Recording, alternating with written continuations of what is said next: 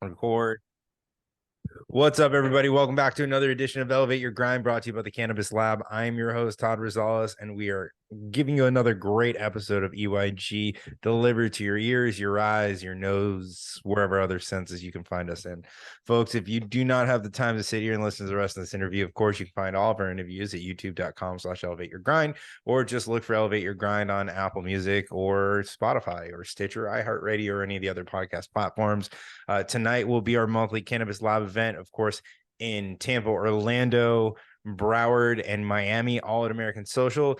You won't be able to attend those events because we're not publishing this today, so you won't know about it. But come to the next one, will be the third Thursday in August at any of those locations. You can find out more about that at joinclab.com. All right. My guest today has been a staple in the Florida cannabis industry for quite some time. He comes on the opposite side of the industry than we typically get people here, coming up through the actual greenhouses and gardens in the industry. So I'm really excited to talk more about this. We don't really get to talk about the plant itself too much. Please welcome my guest from Terra, Vera, Darrin Potter. Darrin, thanks for joining us today. Thanks for having me. Ears, eyes, nose, tongue, all the above.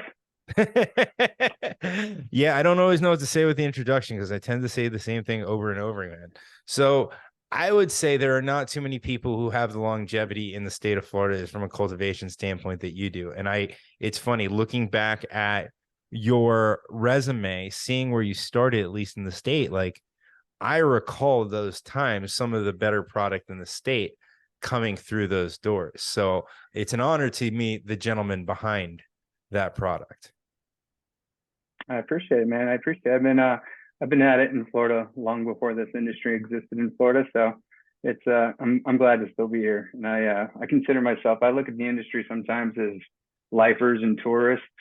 I'm definitely a lifer. I've been in it a long time, and I'll be in it, So tell till me the day I about die. tell me, how did you get into cannabis cultivation? Was it something you started when you were younger? Has cannabis always kind of been a part of your life? Like, I'm newer to interviewing folks along these lines. So Yeah, yeah. So yeah, cannabis has been part of my life my entire life. Let's just say college didn't pay for itself. I didn't, didn't grow up of extreme means, and I grew up in an agricultural community, U.S. sugar world, so in the Glades. A lot of people thought, oh, you can't grow cannabis outdoors. Well, I can assure you, it is definitely grown outdoors, all over the state, and I can tell you, I definitely participated in that. But yeah, those were my teenage years, '90s, and all that fun stuff. Got into college, realized I didn't want to be a music professor. I was on a music scholarship, and had to lost my scholarship, had to pay for college somehow. So cultivating cannabis was a means to do that. And yes, I grew, all through the '90s, late '90s, or all through 2000, which sparked probably my parents mostly being like, "You're going to go to federal prison. You need to not do this anymore." And I was like, "But this is what I do." So that I was like, "Mom, Dad, I'm going to Colorado." Actually, I went to Cali first, and then felt like that just wasn't the market for me. There's a lot of I like carrying a gun when I'm hunting and stuff like that, just not in my everyday life. got it. So I moved to Colorado in 2008ish, 2009. Going back and forth, and then went the what do you call it? Caregiver. That was the route I went before licenses existed. And then in 2010, licenses came to be, and then the rest is somewhat history.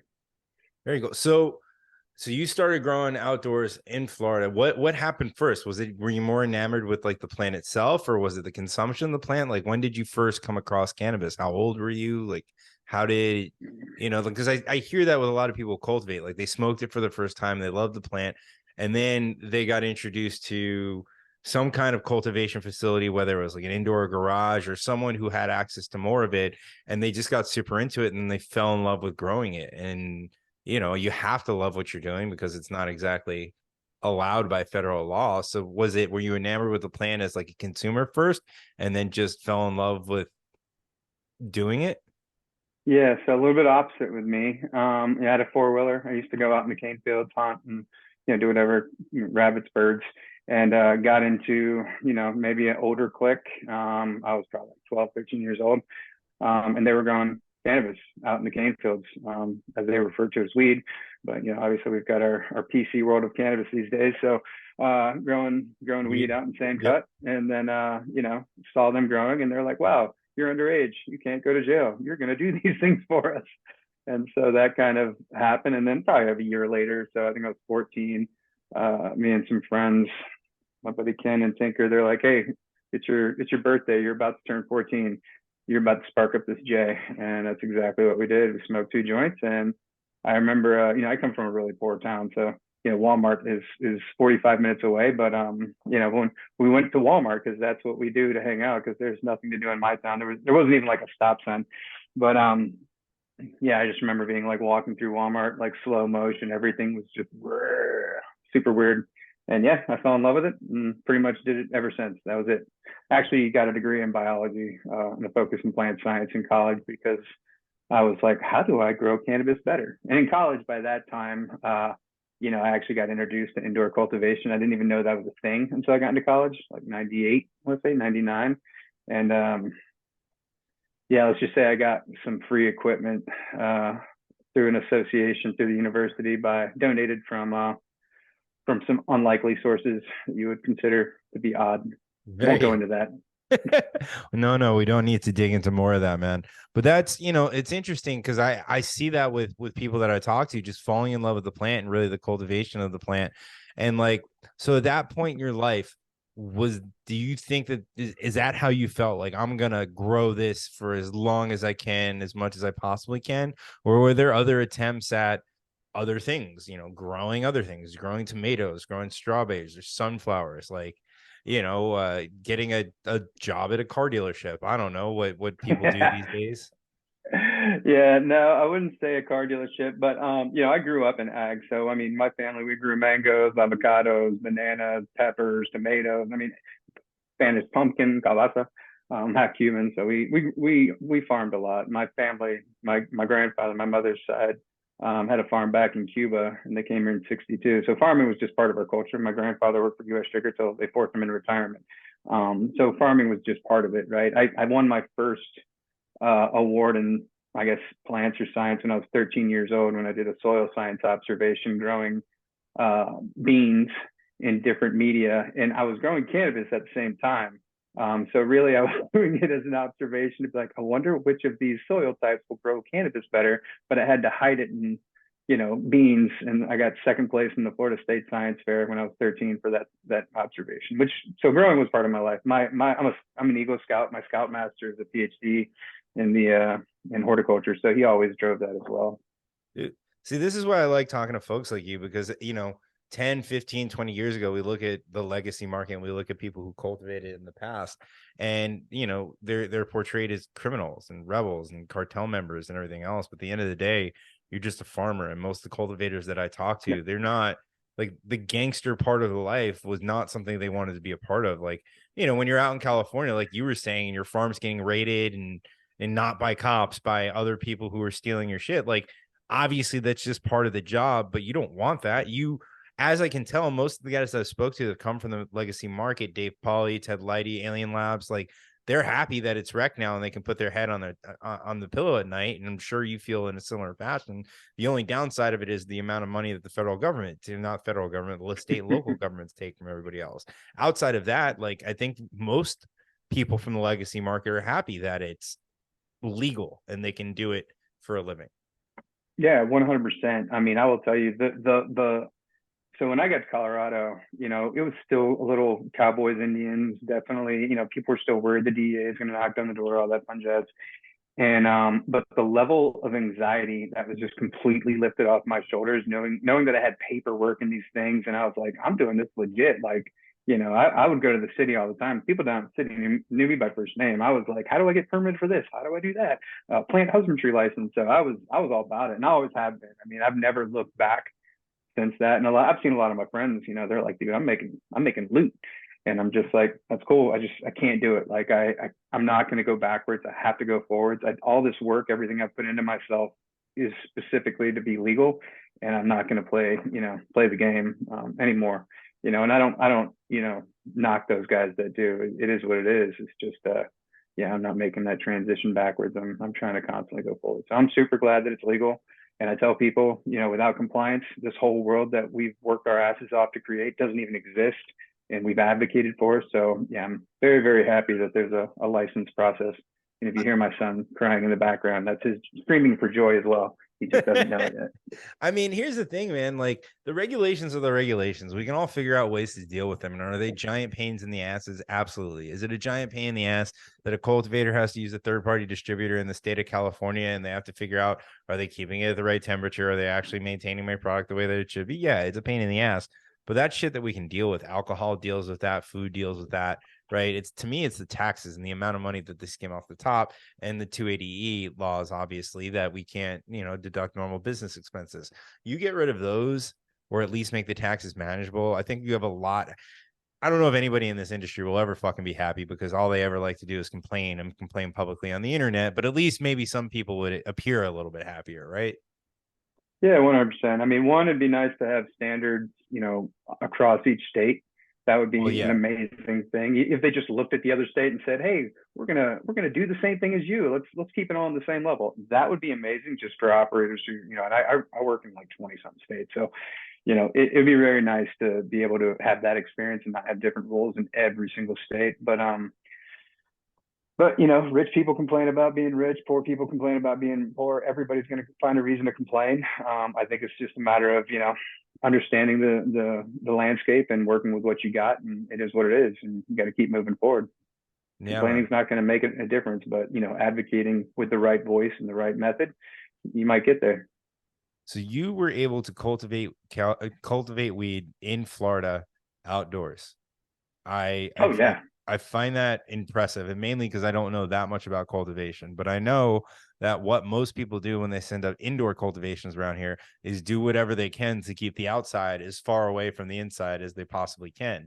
So being able to grow it outdoor here, I mean, what does that consist of? Is just figuring out the right strains that would can put up with the humidity and the heat. Is it doing not growing in June, July, August, September because a plant might just catch on fire from being in the sun? Like, how do you take advantage of doing it in Florida? Because as I understand, and again, cannabis is very similar as far as growth and terroir, which I cannot pronounce that word very well, to wine, which is why Northern California and, in turn, Oregon is such a great place to grow it.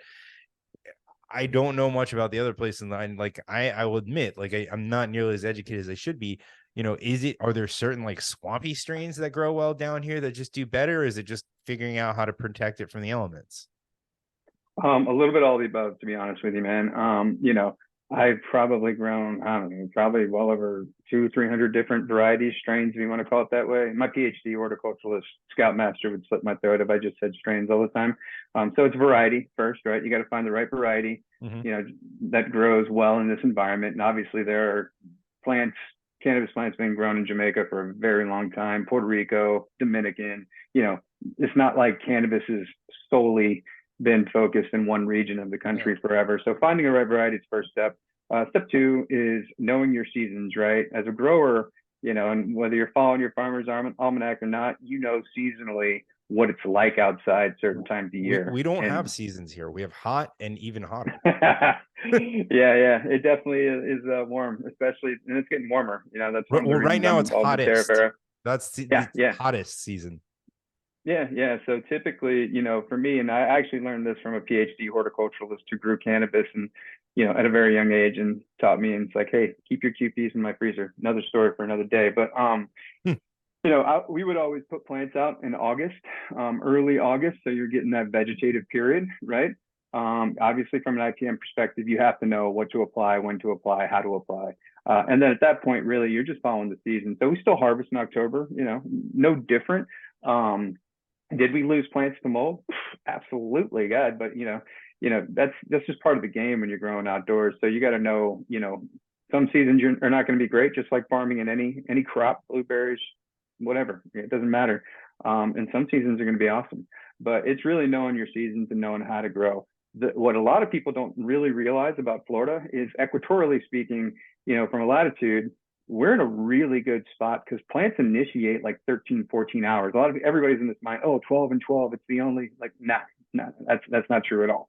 You can find really good varieties that initiate at 13 hours, 14 hours, And you can grow those pretty much between, I'd say, August 15th to about March 15th in Florida. So in those months where it does get cooler, and don't get me wrong, I've had 80, 90-degree Christmases in Florida. I'm fifth generation Floridian. My great grandfather moved here in the 1800s, so I know the heat of Florida. But December, January, February, March, when you actually do get nice cool days, you can 100% veg a plant and take it outdoors, and bam, it's going to initiate flowers. So a lot of people always think, oh, I'm only going to grow in the season, but this is a much longer season in Florida than people actually realize. If you can veg plants in a controlled environment, and really when I say controlled, I really just mean light. So that can be in a closet, a bedroom, a house, a greenhouse, all different types of ways to veg a plant, right? As long as you got light and you're over, call it 16, 17 hours, you'll veg it out enough. Everybody always will shoot for 18, but yeah, and then you transition outdoors, and bam. I can tell you right now that there's more than one operation that is set up that is growing plants, and they're growing them essentially outdoors, still within the confines of the enclosed structure by a regulatory standpoint. Got it.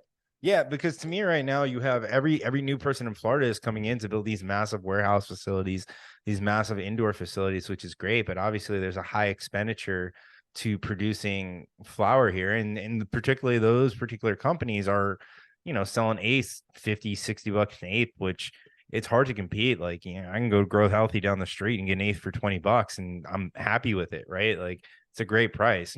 Gold leaf is coming in with indoor sometimes at 35. Sanctuary is probably right in the middle, but I feel like Sanctuary is only at that price because nobody buys from them, unfortunately. And that's just going off of the OMMU, which is crazy to me because they have great numbers and a large variety. I made the mistake of telling them that when I went in there to purchase it. It's crazy to me. And I think, and you can kind of tell me, like, are the Florida people ask me about, weed in Florida, and I just say the average Florida consumer is completely uneducated. They don't know anything about weed. They don't know anything about the details. They just know they want weed. And the quote unquote equivalent of an educated consumer in Florida is really someone who just understands that they want a higher THC percentage, which is not necessarily the case. And I can tell you, like, I can't tell you how many times the show I've had conversations with folks where it's like THC percentage doesn't matter. It doesn't matter. I've had 710 labs from Colorado at like 16% that got me just as stoned as anything coming out of California at 32. It just, like, for me, I've always said THC percentage, it for me kind of dictates the duration of how long I feel that way, but I get to the same place no matter what.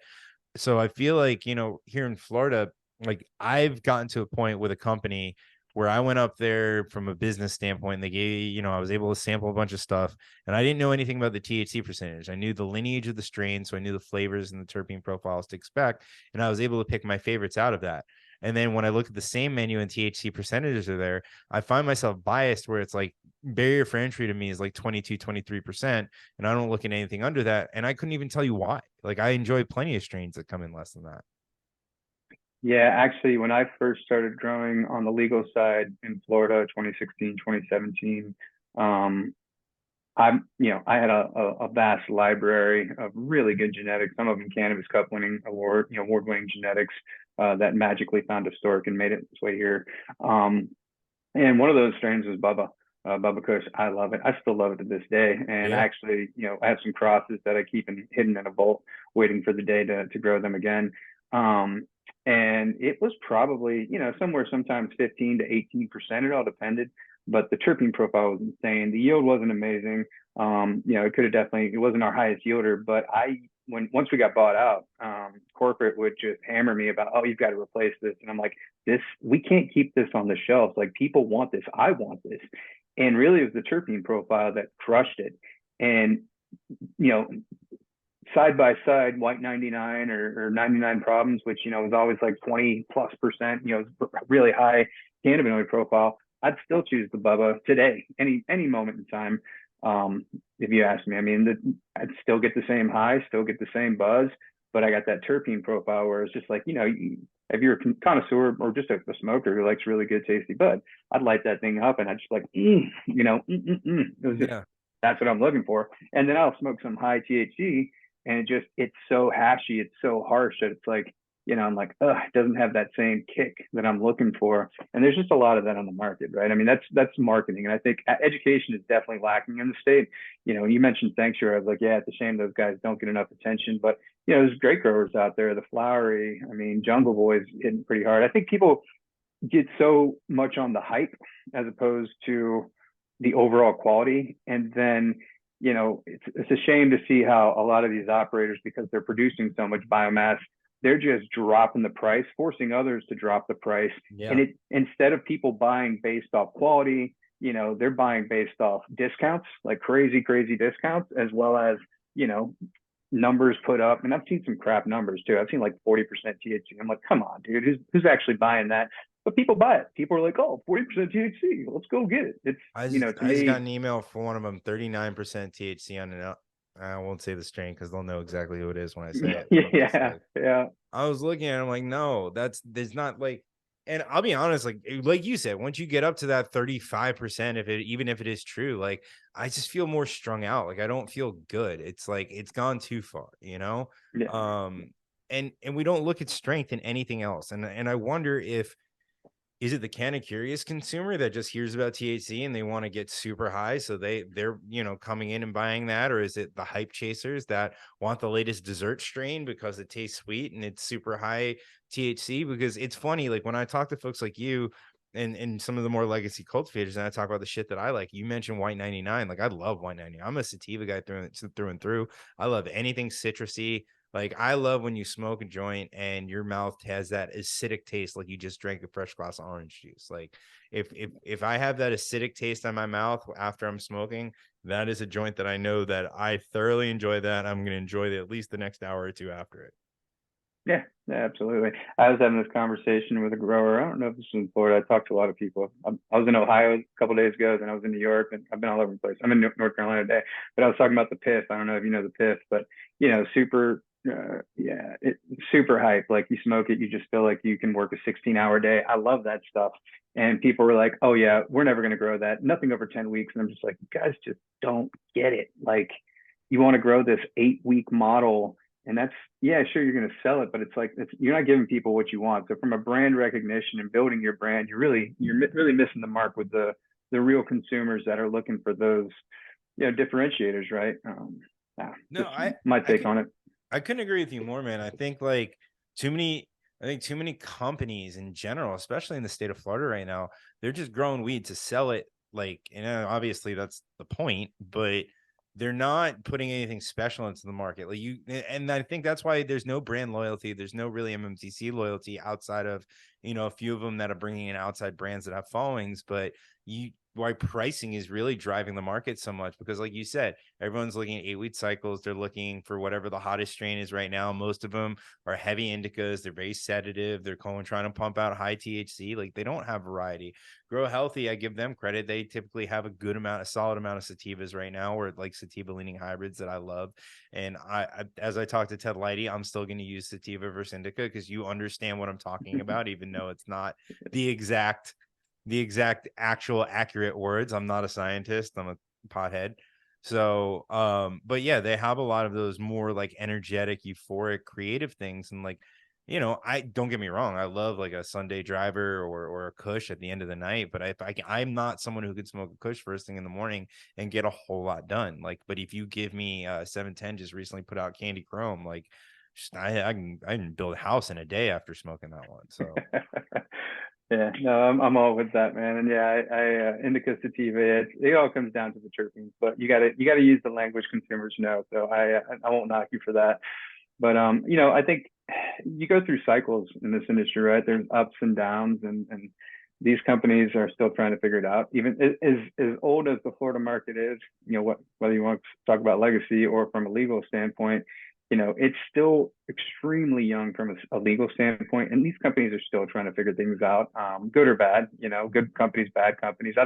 I can't say the company name, but company's name.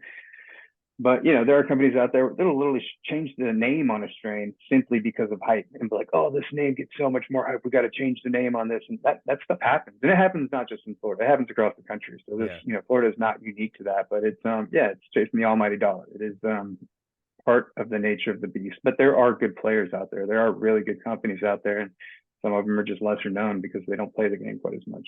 I'll give credit. I recently started. I made a couple purchases from Gold Leaf. They just popped Yeah. up recently down here. I think they do a great job. They do organic living soil, which I'm Yeah. a fan of. And yeah, I'll give them a shout out. I think they have a solid product. I'm a huge fan of their Mount Hood Magic. I like their white truffle. They have a little orange that I haven't seen being put out into market. I'm looking at my computer, like I have the menu up and I'm inspecting it, but I'm not. But yeah, I think they've done a great job. I think, like you said, the flowery. But I'd love to see just more variety, more competition down here. I'd love to see some people just put out some special strains, like, and even like I hate saying it, even if the story's bullshit, when there's a strain that just has a great story behind it, it makes it that much better. And I think that's what's missing from this Florida market is it's just, hey, we're bringing you these, like there's no personality behind it. Like they're big MSOs and they try to do brands and everything else, and I'm okay with that. But like, I think I hate saying it, Truly kind of at least did this a little bit with some of the brands that they brought in between, Black Tuna Gang and Delicioso and everything else. There's stories behind those brands, and the Flowery's doing it with some of the California brands, right? Like, even Yeah. if you can just pull in the strains or shit, tell the stories of the cultivators that you've plucked out of the black market to work for your organization. Put them front and center. Let them tell the stories of the strains that they're helping, pheno hunt for you. And I think that would just put so much more soul into the Florida market.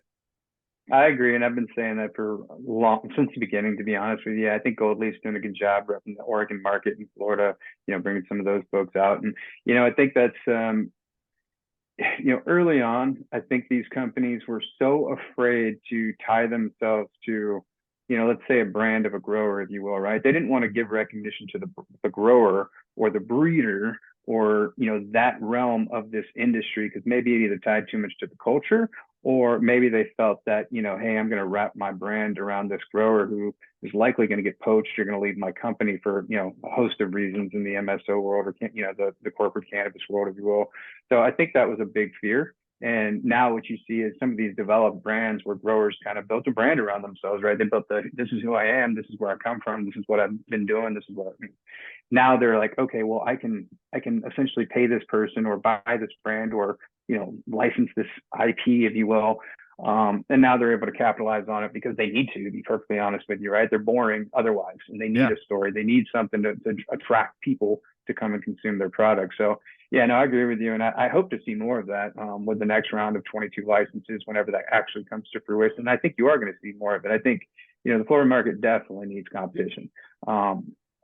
There was a Yeah, complete bullshit story that brought me into being to my first weed. So I went out to Colorado 2015, 2016, not business wise as a consumer. I went to my first legal dispensary and I learned different strains and sativa, indica, hybrid, all that stuff. And that's what pulled me into really being enthralled with weed. I felt it late in life. Like I smoked weed before that, but I was the guy from Grandma's Boy. Like, just give me a bag of weed, whatever's in it, right?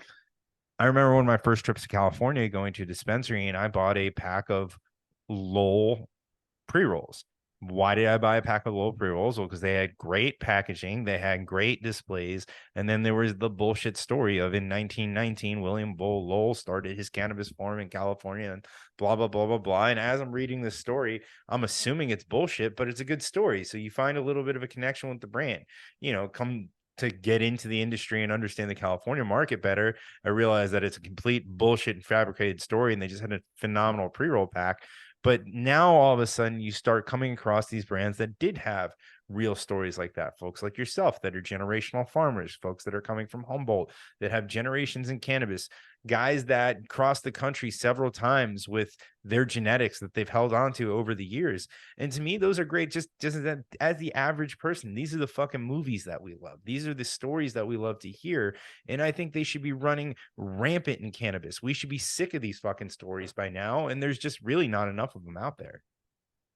Yeah, there's a combination of, and I'll tell you, man, I did not like put myself out in the world. Like I don't have I maybe I have an Instagram account, but I don't really put myself out there like that, Facebook and all that stuff.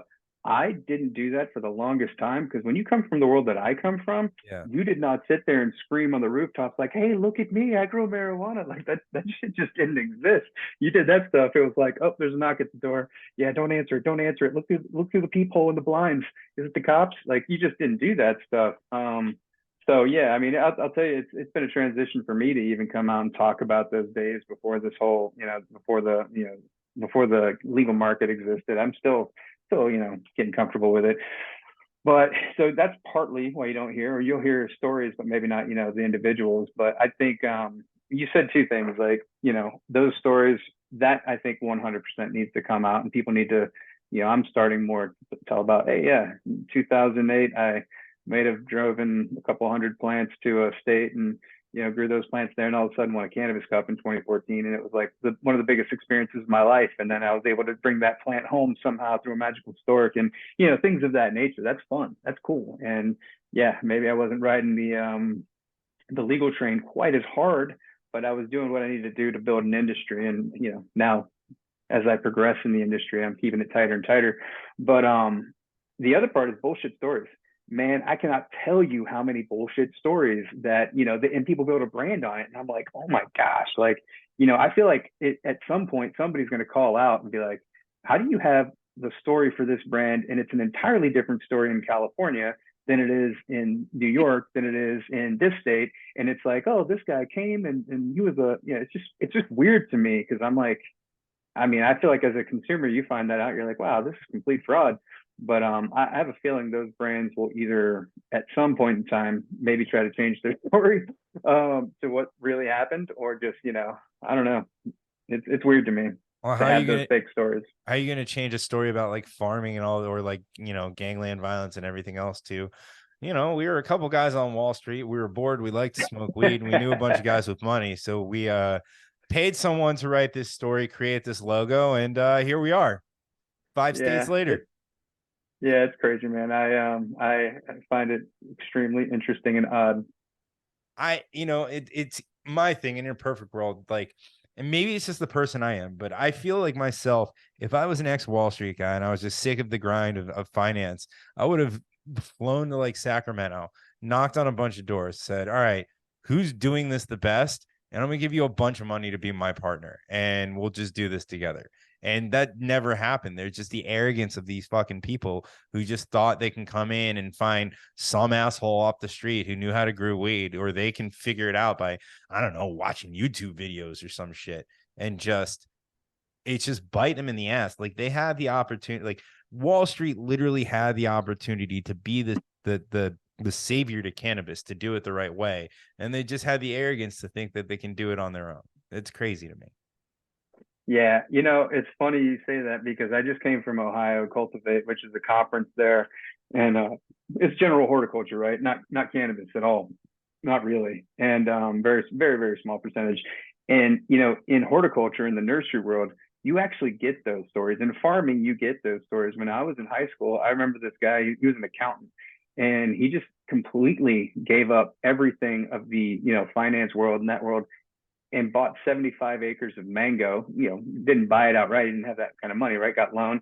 And his whole family life now is mangoes. Like his daughters, I grew up with his daughter, right? And that's all they do is mangoes. So, that's not wildly unheard of. I met a couple people at the horticultural show, and they're like, yeah, I just sold my business. I got out of corporate Wall Street, got out of that corporate world, and I bought a nursery.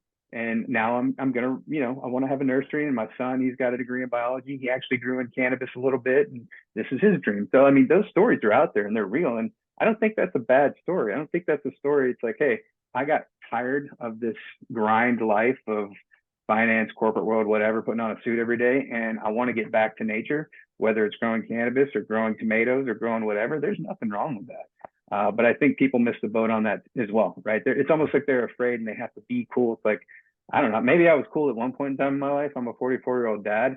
I cut off the locks and all that fun jazz, chopped my beard, but I'm probably not as cool as I once was. But there's nothing wrong with that. I think there are a lot of uncool people that love weed. I consider myself Yeah, to be one of them.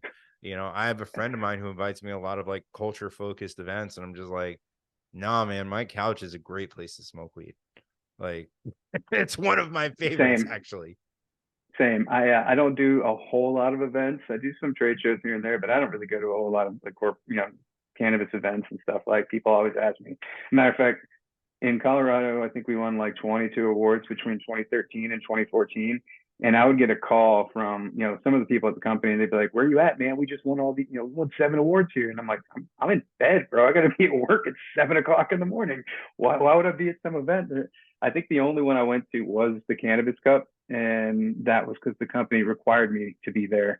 Because I Yeah. just, it wasn't my thing. I was like, nah, I'm gonna sleep. I'm gonna smoke some weed, pass out, get up, go back into the garden in the morning, and keep doing that thing. So I was lucky enough to have yeah, an excuse. I had both of my kids right when I started in the industry. So I was like, I got a kid. And then when I traveled, people would be like, "You want to go out to dinner?" I'm like, "I want to go back to the hotel room and get some fucking sleep." yeah, That's what I want to do. I'm exactly. out of the house for 4 nights. I'm getting 40 hours of sleep. You don't understand that. Um, Yeah, so Darrin, you ran some, you kind of went from cultivation to bigger cultivation facility to bigger cultivation facility to bigger cultivation facility. You ran some massive cultivations down here in Florida. What do what's life like now? Talk to me about Terra Vera. Talk to me about what you're doing. Are you just flying around the country making people better weed growers? yeah, pretty much 100%. So, I'm not gonna knock on corporate cannabis. I like helping cannabis operators from the large MSO down to the small operator. It doesn't really care to me. So when I left initially Ianthus in 2019, my goal was to be self-sustaining consulting. And then I kind of got pulled into some MSOs to support. And really it was always as a consulting capacity. But then it was like, hey, can you stay on and help us? And I ended up doing that. My wife liked that stability, by the way, so that was the driver in it. And I like fixing things. I mean, we took one company from like 3.8 million, 4 million a month to over 100 million a year, right? And that's cool when you get to like increase people's wages. Like when I Yeah. started at one company, they were like, well, we pay our employees $12 an hour. I'm like, that's insane. So it took a lot of work and paperwork, but getting up to $15 an hour in 3 months, yeah, that's a big deal, but you got to turn the grow around. So I love turning grows around. I absolutely love it. So I got into Terra Vera actually in 2019. Um, Initially, so when Ianthus bought Grow Healthy, the COO we came close, and he was like, "Hey, I want you to try this chemistry on your plants." And being the grower that I am, I'm like, "No, like I'm not spraying this stuff on my plants. I know what I'm doing. And laws come in. You got aspergillus. You got things you got to really concern about. And I got hit with an aspergillus, and it drove me nuts. And so I was like, all right, I'm gonna try this chemistry on this wall over here in my irrigation room that keeps growing a little bit of something over here. So I tried it on the wall. And then I tried it, in another area, and it killed the mold and killed, it took care of those issues for me. So then ultimately, I was like, all right, I'll try this in my dry room. And lo and behold, I'm not having aspergillus issues. And then okay, I'll start applying it on my plants. So that's really how that started out in 2019. And that company is still a client to this day. They still use this and clean product always. And the fact that it was safe for my employees, safe for the environment. We learned much later on as I became part of the company later that safe for bees, it's safe for the environment, right? Safe for the planet. When I left in 2019 after using it probably for about a year at that point, I reached out to the COO, my previous COO, who became CEO of this company, Terra Vera, and I was like, how do I get involved? Like, how do I want to participate? And he's like, well, from a hiring perspective, I'm like, I don't care about money. I'm not looking for a paycheck. I want to be a partner. Like I want to be in this company. So that's how that started out. And I'm a shareholder in the company, and I'm not doing anything for a paycheck. I could care less about that. If I told you what I made, you'd be like, ooh, you must. That's why you have other jobs. But no, I do it simply because I care about the environment. I've got kids myself. And cannabis is just part of it. Ultimately, from my optics, I wanted to get into food production because I've come from food production. And my goal was like, how do we get into strawberries? How do we get into tomatoes? How do we get into wine? How do we get into grapes? How do we change the really nasty chemistries that we're using on this planet that, you live in Florida, right? I do. Yeah. So do you love going over to Tampa when the algae blooms are just perfectly ripe and just, just No, spores belonging to, yeah, exactly. Nobody no. does. And that's as a result of pesticides from Lake Okeechobee, where I grew up literally right across the street from Lake Okeechobee, and I grew up with crop dusters flying over my bus, and we're all running to close the windows of the bus because it's like, oh my God, they're about to spray the bus because, it's what we grew up in. DDT was normal. So that's why I got involved, to tell you. And then I've tried to focus on fixing farms across the country with everything from powdery mildew, aspergillus, you name it. Um, so Fun, man. Like the Calvary when it comes to cannabis grows. That's got to be a really fun job. I mean, you got to love what you do for a living. yeah, I love it because I love to see the transition from like, mediocre product or poor product or product with mold all over it to like, wow, look at these yields, look at this quality. Oh my gosh, our company is, sustainable and we can actually reach revenue. And about a year ago, we tweaked some formulation to where we have a pretty significant impact on, we eliminate aphids, thrips, mites, things that soft-bodied pests. We have a really profound impact on some of those with some of our chemistries.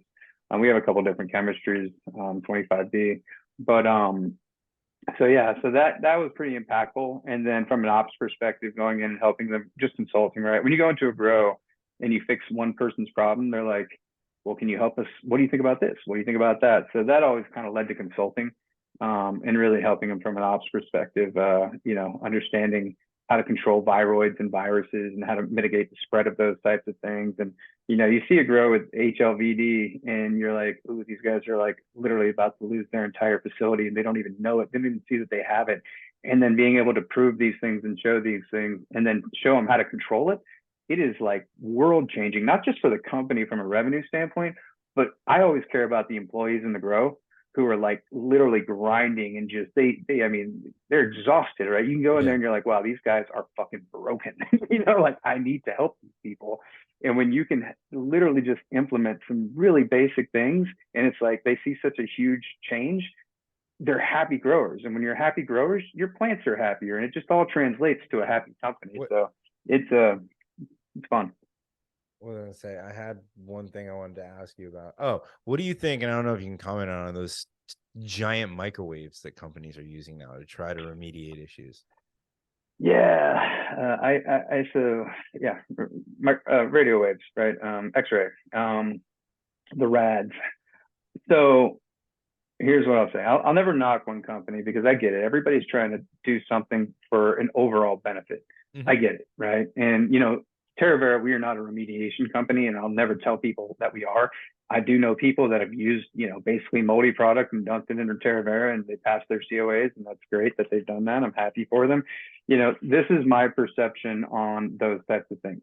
One, I think it needs to be labeled, right? If you're using certain technologies that may potentially be harmful, and even though they're proven not to be harmful, I believe, the consumer wants to know, right? The consumer wants to know if Yeah. this has gone through ozone. The consumer wants to know if this has been x-rayed and killed for microbial. So that's one thing, labeling it appropriately. Two, I think there 100% needs to be thresholds, right? People are abusing that technology grossly in that they're taking product that 100% would not pass at any point in time in the world and then putting it through here and be like, oh, it's clean. Here, smoke it. It's like me taking you ever go to Publix and you kind of, or Publix, I say Publix from Florida, you ever go to a grocery store and you're like sifting through the berries, the strawberries, the raspberries, because you're like, oh, that's got a bunch of white fuzzy stuff, not getting that packet. That's like me telling you, hey, take this white fuzzy packet of strawberries and just put it through this machine for 4 hours. And when it comes out, you can totally eat all those things. It's going to be delicious. You're going to be like, you're going to look at me like, you're fucking crazy. Like, I'm not buying that shit. So I think the same thing with cannabis, right? If it's covered in mold and it is extremely obvious, there needs to be thresholds, right? Of like, okay, this cannot go through a rad or go through ozone or go through whatever. This needs to go to processing or to green waste for that matter. And I know that's tough because companies, nobody wants to lose revenue, right? But it's a matter of being a good operator and making a choice. And I don't think the regulatory framework's gotten to that point. And that's why, I'll do the shameless Terra Vera plug. We are not remediation. We are preventative. We are, you got to be proactive. You can't just wait till it shows up. So, and I deal with a lot of growers who are like, well, we don't have PM yet. like, great. So you're going to wait, and I'm going to be super crass right now. Maybe I won't be that crass. You're not going to wait. I'll be a little bit crass. You're not going to wait to put on a condom until after you found out she's pregnant, right? I mean, that's just stupid. Oh, well, she's pregnant now. Put on a condom. It's like, you're a little bit too late, buddy. So Yeah. I don't, and I'm sorry to be so crass, but don't wait till you have a problem to try to fix it. Just be preventative. And then, you're going to be wildly more successful. 99.9% sure you're not going to end up with a situation that you didn't want to be in. So yeah, I tell people all the time, be proactive, don't be reactive. Yeah. I want to see more people being proactive. I'm not a fan of those machines. I don't like hearing about it. There's a company that spoke to me about helping them open up more doors, and candidly, I kind of was like, I don't want to. I don't want you to get in more doors. I want more people like you to get more doors to get preventative, because I don't think it is something the industry needs. I think it's something it needs right now because people have a lot of debt that they need to pay off and they need money in the door. But in a perfect world, I don't think we need them. So um yeah, And the man. crazy thing is, really quick, just the crazy thing is like, we are a chemistry that people apply.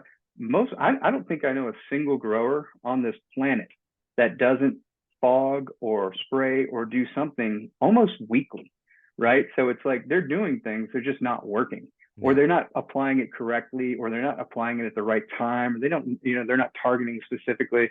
So that is why it's like, kind of crazy for me. It's like you've got this product that kills fungal pathogens, can kill soft body pests, it's safe for your employees. All you got to do is apply it. And they're like, well, I've got these 32 other things that I apply. And it's like, why? It's like, you don't have to do, well, this one targets mites, this one targets aphids, this one targets thrips, this one targets PM. It's like, dude, I can just take care of that for you in one clean swath, and maybe you don't have to waste so much time on like mixing 47 things. But Yeah. hey, man, whatever floats your boat.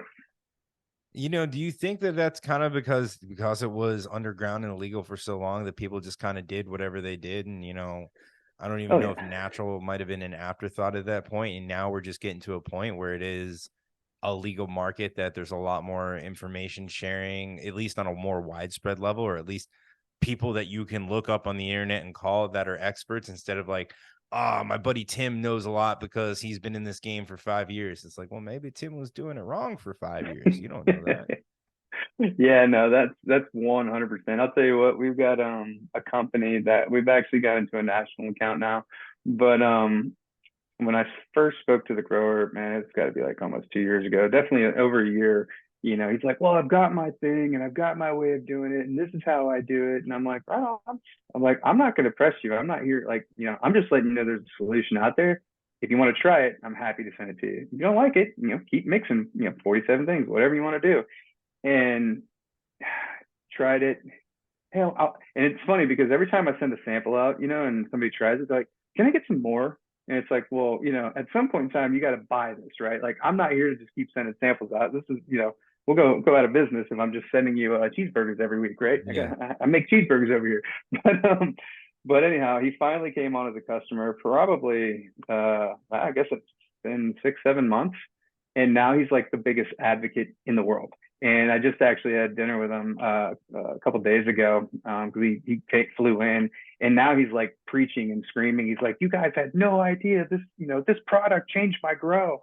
And we're installing in other places, and it's pretty profound to see somebody. And this is like an old school grower, right? This is not somebody who's like new to the game. They've been around for a long time, and to see them make that transition from, I've got these, all these chemistries that I use, and it, works pretty well, but then they get, powdery mildew exploding in their facility, or aphids exploding in their facility, and they're like, can you help me? And then you fix it, and then they're like, can I get a little bit more? Can I get a little bit Yep. more? It's like, you got to come on board.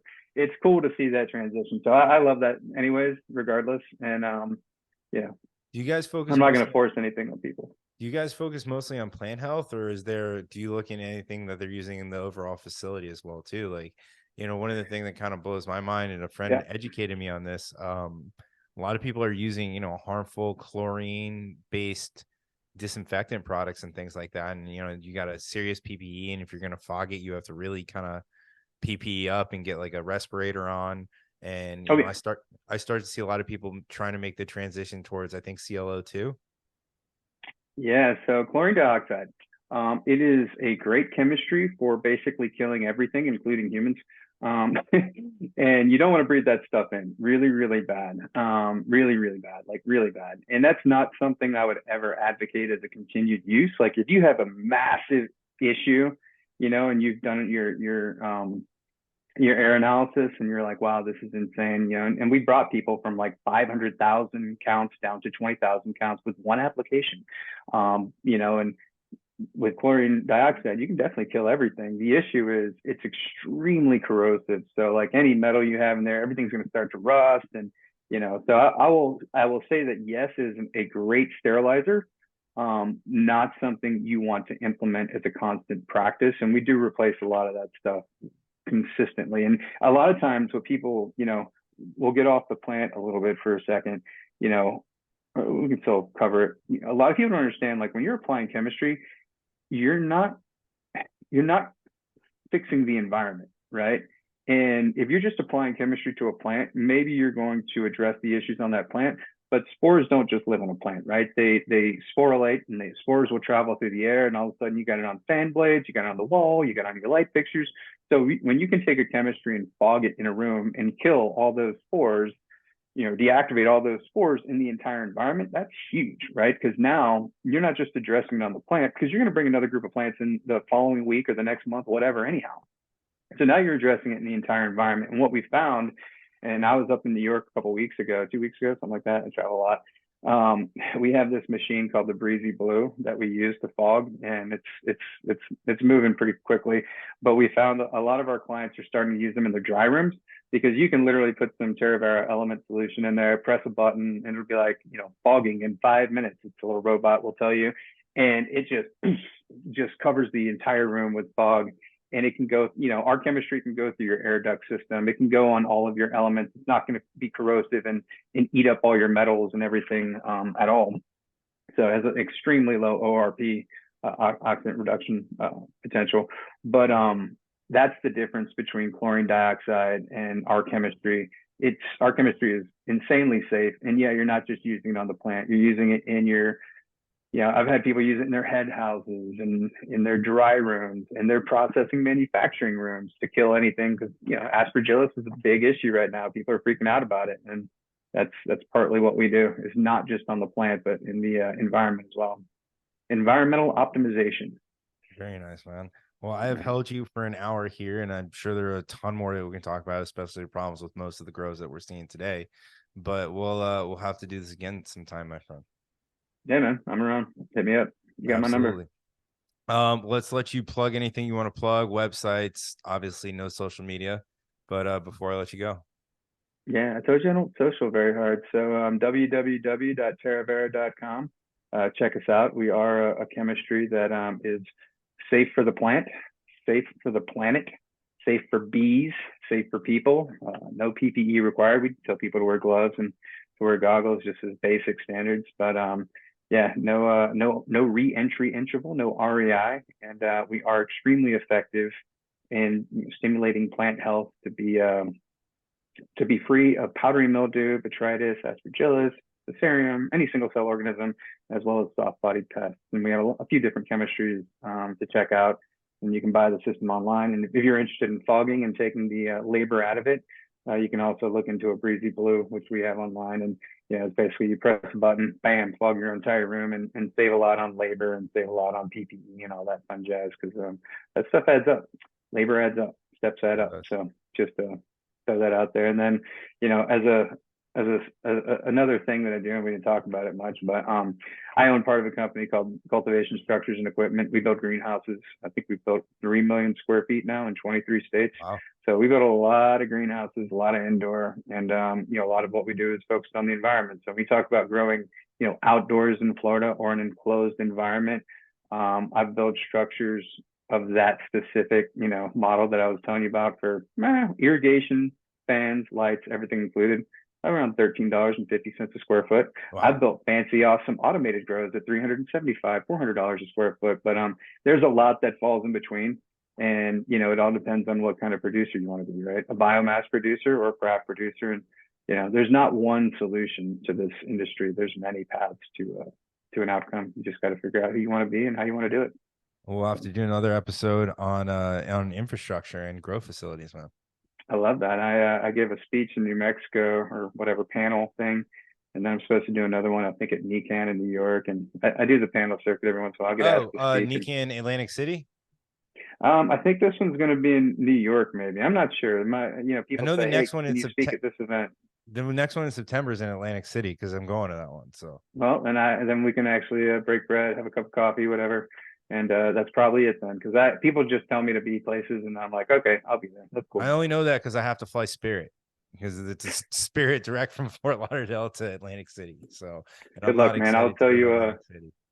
Yeah, I'll tell you, the flights have been pretty crazy. The last 2 flights I've had have been delayed, and I've spent the night in ATL. Not very happy about it. Oof.